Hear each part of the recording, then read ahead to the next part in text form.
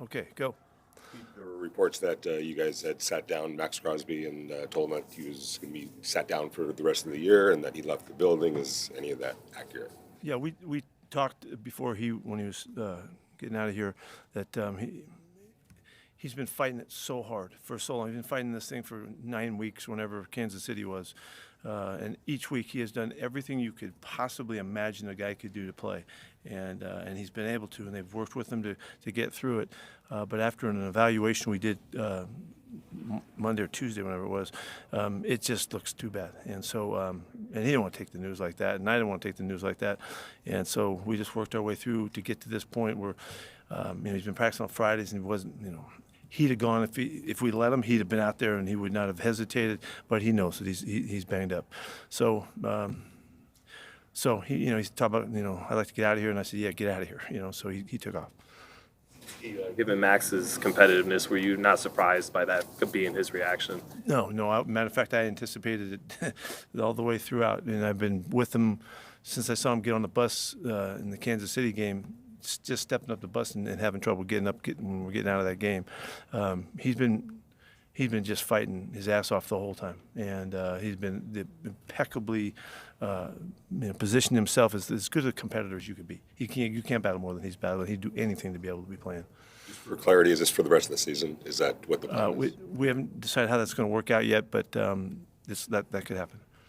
How would you classify his reaction? Was it anger, or in terms of him? You think he left asked to leave the building? Did he leave pissed off, or the competitor that he is, the reaction that we've been talking about for a couple of days. What's going on? This isn't his spring on him.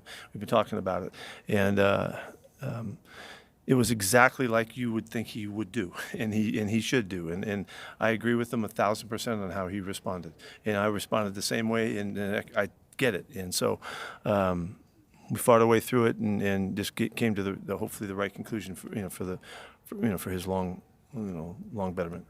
Feel like it's going to be any kind of problem with the relationship or anything? No, none. You preach competitiveness the whole year. Are you concerned at all about the potential message it sends to your team that Brock Bowers and Maxx have been set? No, they're both hurt.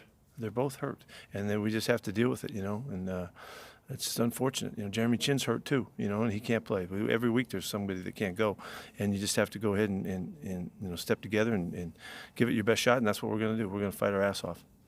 Do you anticipate anyone else being shut down or thinking about just shutting down? I have no other information about anybody else right now. Where's Colton at right now? He's been limited. He's made it through the limited approach to it, and he's getting half the snaps, and he's worked a lot against the number ones, which has been great. So he's survived that, which is good, and we'll just start it again next week. He won't make it for this week. Pete, Ashton's closing in on 1,000 yards rushing for his rookie season. Is that something you want for him? Is that not really something you think about? Yeah, that's been a marker for guys forever, and it's a statement of that you're the real deal. And he's had a great season for us. He's done everything he can. I would love for that to happen. We're not going to coach the game to make that happen, but if it comes, if we just give him a couple creases, he's going to go. So we got a couple weeks to work that out. Have you seen him improve in any way as the season's gone on as a runner? Anything he's done in his first year? I think he's been more patient. As he's recognized the timing that it takes at the line of scrimmage with our guys and working with our people. He's established himself as a threat as a catcher, and he's a good pass protection guy. I mean, all those things have developed during the course of the season. But I think he's just, if there's anything, he's more patient with seeing what he needs to see at the line of scrimmage. And if we give him a space, he's going to take it and go. Since Maxx has left, have you guys been able to have a conversation? Yes, I talked to Maxx 4 times today. Yeah. Positive? On a positive note? Yes, that's the only way we know how to do it. You talked about Ashton. The interior of the offensive line last week looked like it might have had its best performance in a while. Is that what you saw? And I guess what have you seen from them there? Yeah, there's no question that it was one of our best ones. Basically that's because we were playing the Texans, and they're terrific.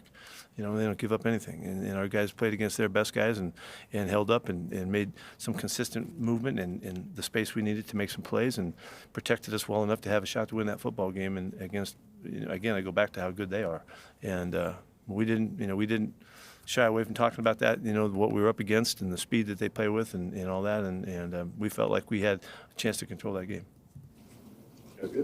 Thanks, Coach. Thank you.